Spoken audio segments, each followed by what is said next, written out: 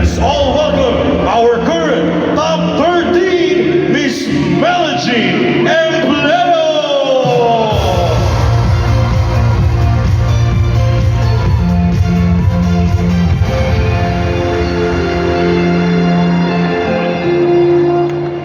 Good morning, AIM Global Group of Companies!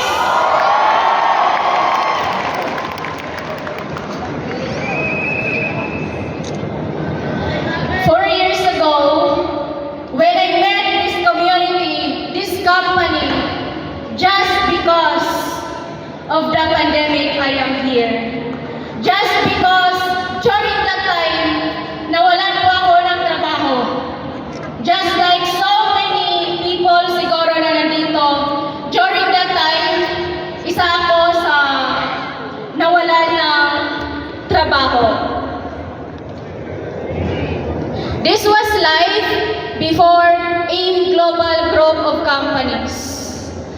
I am born and raised in Leyte, somewhere in Region 8. Anak po ng isang farmer and housewife.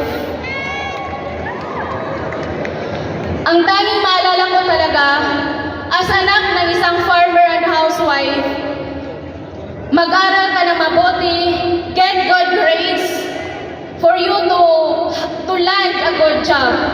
So mismong nakikita mo yung kahirapan sa family, syempre, I always do my best at school.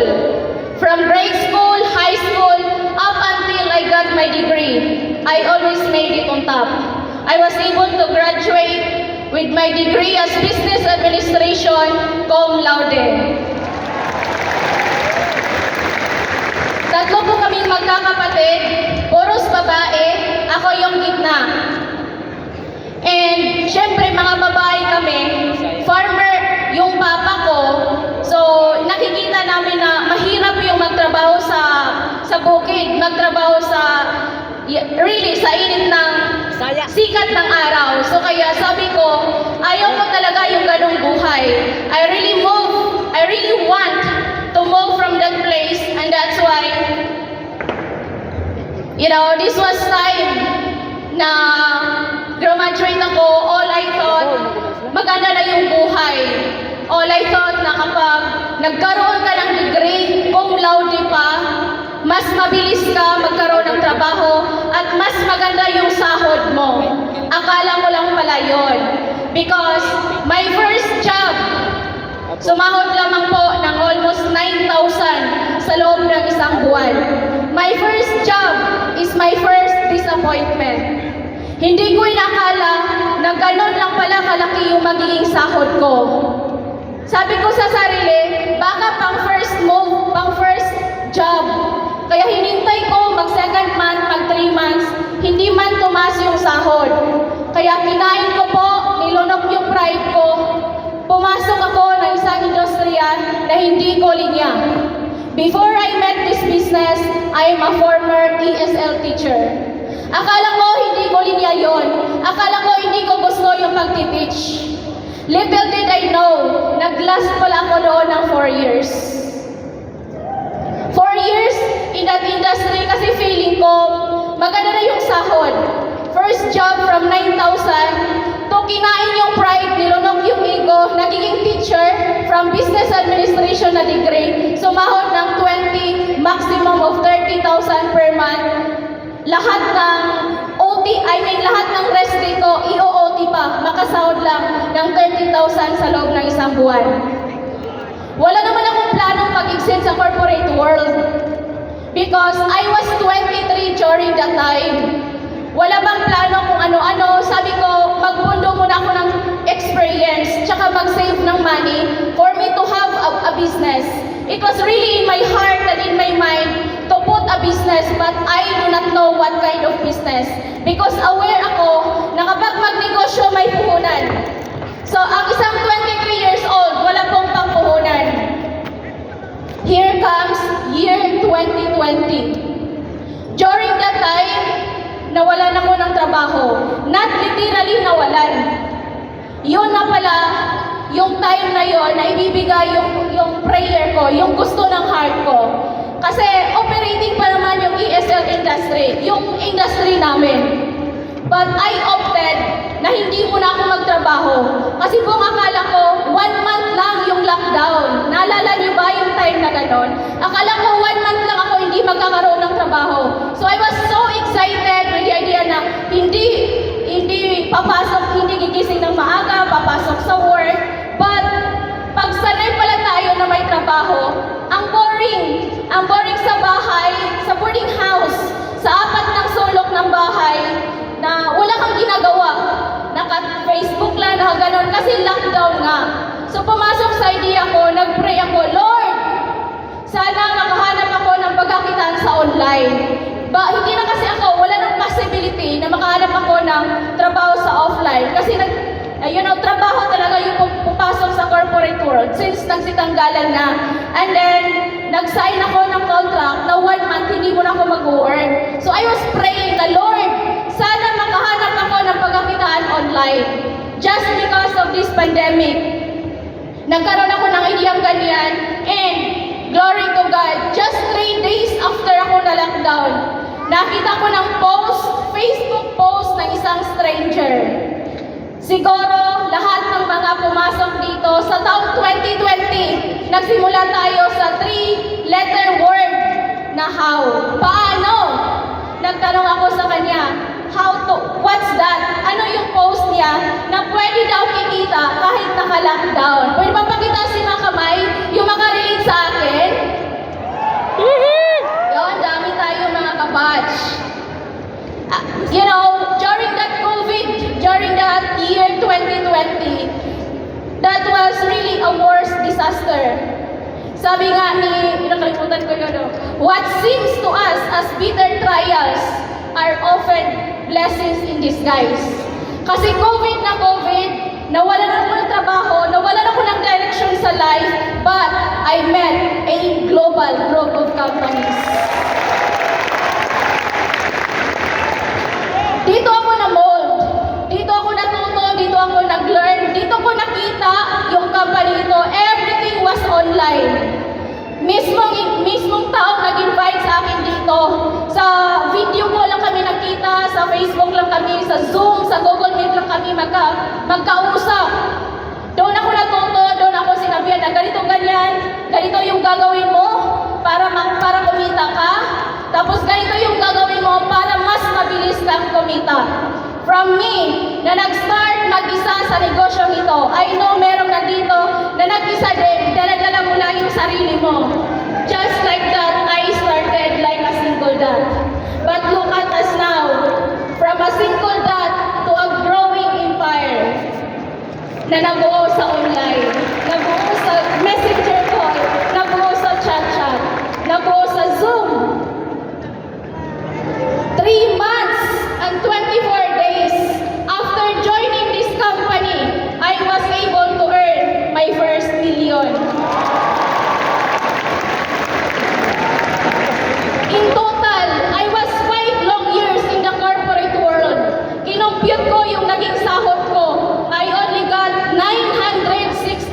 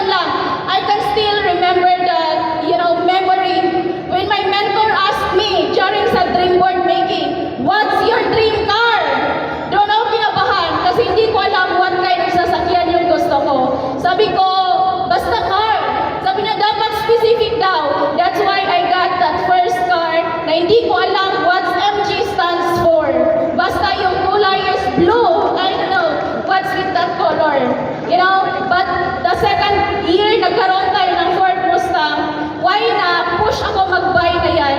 Kasi yung taong nag-invite po sa akin, college dropout, pero may Mustang. Cum laude, walang sasakyan.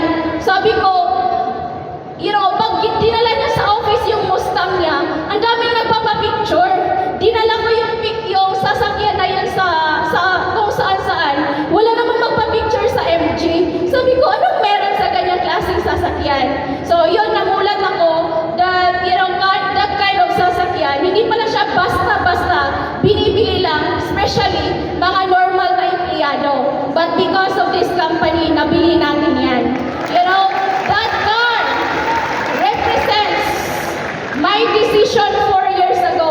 Naniwala sa isang stranger na pinaghawhawan natin, dinala tayo sa isang Ford Mustang bought in cash.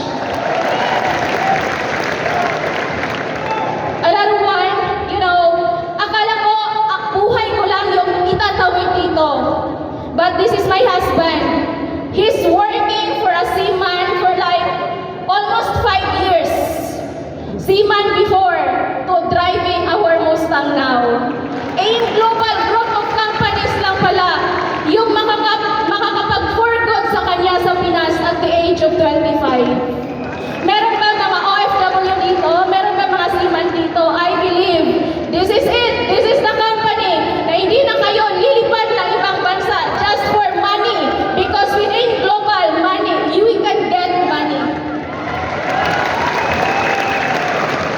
4 years of doing this business, we have duplicated our success to 15 Billionaires Club member under our team. As teacher for 4 years, kahit na ako hindi nagawang milyonaryo, makagawa pa ba ng another millionaire at na mga estudyante ko, which hindi naman yun yung goal. But here, nakakreate ng 15 Millionaires Club members. And of course, kung ako nagkaroon ng sasakyan nang dahil sa company nito, 7 of my team nagkaroon din ng kanilang sasakyan, pure katas ng A Global Group of Companies.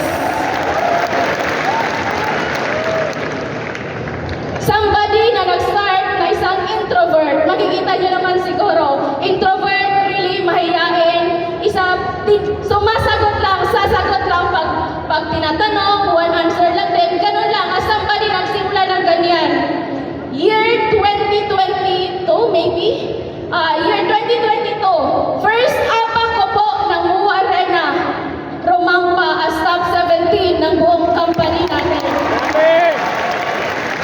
On the second year, which is awarded just this year, February, from top 13 last year to top 13 this year.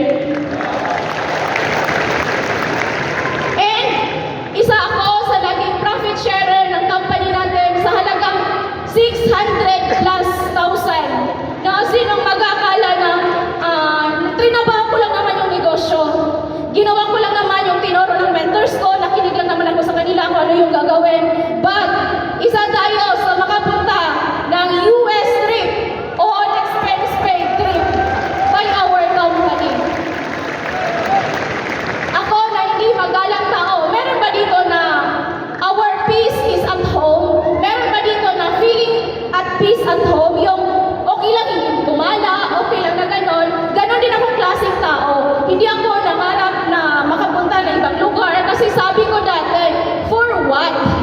But with this company, nakapunta tayo not just local na mga travels, but nakapunta tayo ng Singapore, nakapunta ng Malaysia, lahat po libre ng ating community. Hindi ko ikakahayang sabihin to sa lahat ng crowd ngayon. As a family of farmers, nakikitayo lang po ng bahay nakikitayo lang po ng bahay sa lupa ng ibang tao yung parents namin. I do not know kung meron makarelate. But with this company, I was able to buy an overlooking lot in Cebu. Binili natin in cash. Of course, what's next? This is it.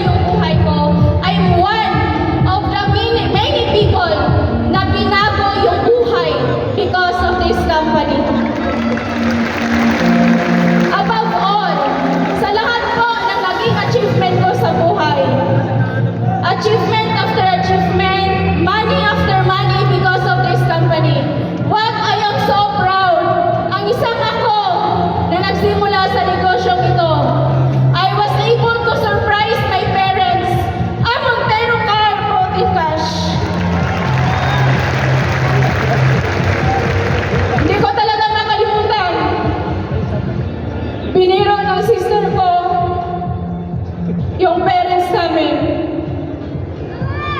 Sabi niya, bibigyan daw sila ng sasakyan, but they couldn't believe kasi I have my own family already. But I made it just this year, Montero Car and Cash, because of our company.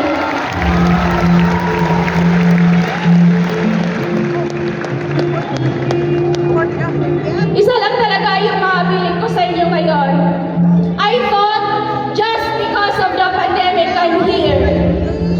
But 4 years of transformative journey, I felt this is redirection of my life. Thank you, Lord, for this answered prayer. This only proves that no matter where you start, no matter how you start, with faith, hard work, and AIM Global Group of companies, you can live the life of your dreams. Thank you, and God bless everyone. Milyon palakpak para kay Miss Mary Jane